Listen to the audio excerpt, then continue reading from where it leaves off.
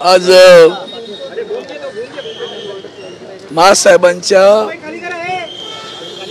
पुतळ्याचं विद्रुपीकरण करण्याचं एक अतिशय निंदावेजनक, निषेधार्ह, चीड आणणारा, संताप आणणारा प्रकार इथं घडला।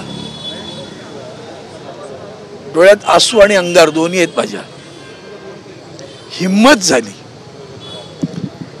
कुणाची हिम्मत झाली हे पोलिसांनी तर शोधलंच पाहिले, पण त्याचबरोबर सतत मेरी माँ का अपमान हुआ असं म्हणणाऱ्यांना हा कुणाचा अपमान झाला? उभा महाराष्ट्र, वंदनीय शिवसेना प्रमुख, हिंदुत्ववादी सम्राट बाळासाहेब ठाकरे यांच्या या पत्नीला कधी आम्ही माँसाहेबांशिवाय दुसरा शब्द नाही उच्चारला। उभा महाराष्ट्र, उभा शिवसैनिक त्यांना माँसाहेब म्हणतो। ती आमची माँ आहे, आम्हा सर्वांची माँ आहे, शिवसैनिकांची माँ आहे। तिच्या पुतळ्याचं विद्रुपीकरण करण्याची हिम्मत झाली। पोलिसांनी याचा गांभीर्याने विचार केला पाहिजे, दखल घेतली पाहिजे। तुम्हाला इथं CCTV असतात। कालपर्यंत माझ्या माहितीप्रमाणे सतत इथे पोलिसांचा पहारा असायचा। कुणी काढला हा इथला पहारा? काढला कुणी याची पण चौकशी, कुणाच्या आदेशानं इथं बाजूला 2 पोलीस बसायचे, ते गेले कुठे त्याची सुद्धा चौकशी झाली पाहिजे। आणि ज्याला जो कोणी आहे त्याला पोलिसांनी तातडीने अटक केली पाहिजे। काय कारवाई करायची त्याला सोडा, शिवसैनिक बघतील मग काय करायचे ते। तुम्हाला जमत नसेल तर कायदा सुव्यवस्था रसातळाला गेले महाराष्ट्रातले, त्याचं एक उत्तम उदाहरण आहे लक्षात। सर, आपण जर बघितलं तर एकंदरीत हे तुम्ही आंदोलन जे परवा केलेलं होतं त्याचा हा कुठेतरी कनेक्शन दिसतोय का?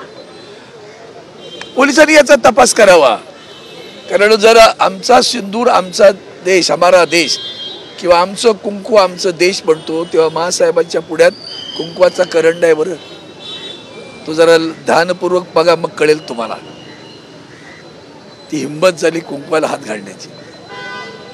ही जी काय आहे ना, ही महाराष्ट्राची संस्कृती किती लयाला गेली, लोप पावली, कुठे नेऊन ठेवला महाराष्ट्र असं म्हणणाऱ्या लोकांना विचारा, कुठे नेऊन ठेवलाय तुम्ही महाराष्ट्र? राज ठाकरेंनी सुद्धा पाहणी केली, त्यांच्या पक्षाकडनं सुद्धा कडक कारवाई केली पाहिजे अशी मागणी केली जाते। आणखीन वेगळं काय म्हणणार आपण? कायद्या सुव्यवस्था जर आपल्याला मानतो, आपण मानत असू तर तीच मागणी करणार ना। फक्त तो आमच्या तावडीत सापडला नाही हे त्याचं नशीब आहे समजायचं।